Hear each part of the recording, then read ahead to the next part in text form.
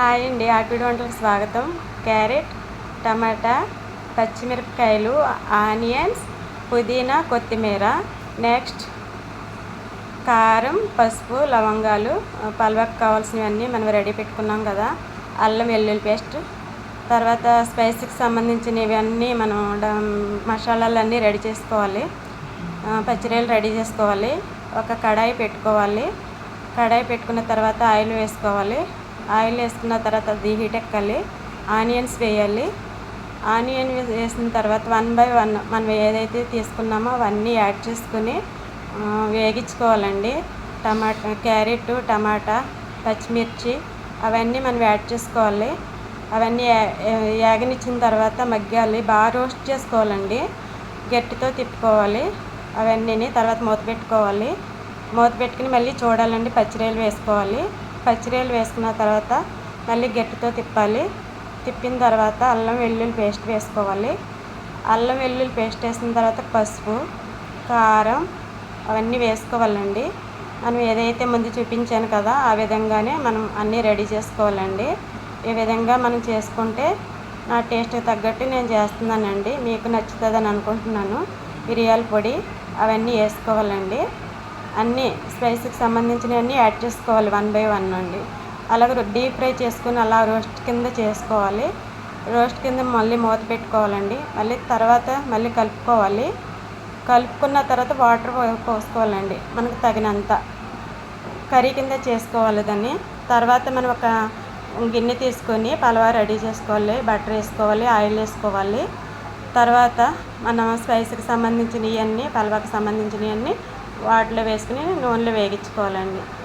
అవి వేగిన తర్వాత మళ్ళీ ఆనియన్స్ వేసుకోవాలండి. ఆనియన్స్ అన్నీ ఇంతకుముందు చూపించాను కదా అవి కూడా వేసుకుని గట్టితో తిప్పాలండి. 1 by 1 అండి. ఒకదాని తర్వాత ఒకటి అన్నీ వేసుకోవాలి. కర్రీకి కూడా ఆ విధంగానే చేశాను. దీంట్లో కూడా సగం సగం చేశానండి, పచ్చిమిర్చితో సహా మొత్తం అన్నీ. అందులో సగం ఇందులో సగం వేసానండి. కొత్తిమీర అన్నీ యాడ్ చేసుకోవాలండి.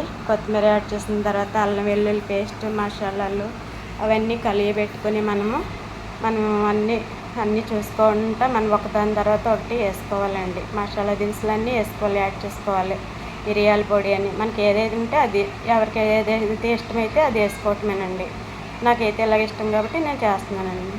అలా గట్టితో తిప్పుకున్న తర్వాత తగినంత మనం బియ్యం తీసుకున్న తర్వాత తగినంత వాటికి కావాల్సి సరిపడగా తీసుకుని వేసుకోవటమేనండి. ముందు నేను 2 గ్లాసులు తీసాను. తర్వాత కర్రీ అయిపోతుందండి. ఈ పక్కనే కొత్తిమీర వేసాను. ఇక్కడ కర్రీ కూడా అయిపోయిందండి.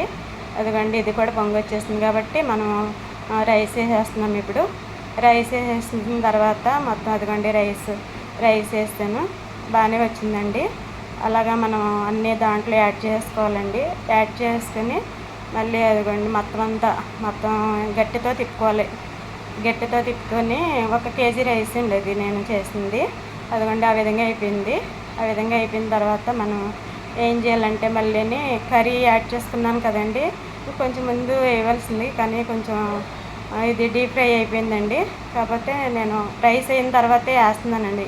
నాకు ఇలాగ ఇష్టం కాబట్టి ఇలాగ వేస్తున్నానండి. కొంతమంది ముందే వేస్తారు, కాకపోతే నేను లాస్ట్లో వేసుకుంటున్నానండి. ఇదే అండి నేను రెడీ చేసింది. ఈ విధంగా బాగుంటుందని నేను చేశానండి. మీరు ఖచ్చితంగా మీకు నచ్చినట్లయితే నా రెసిపీ లైక్ చేయండి, షేర్ చేయండి, సబ్స్క్రైబ్ చేయండి. మర్చిపోకండి. తర్వాత బటర్ వేసుకోవాలండి. ఇంతేనండి ఈరోజు నేను చేసిన రెసిపీ. ఓకేనండి.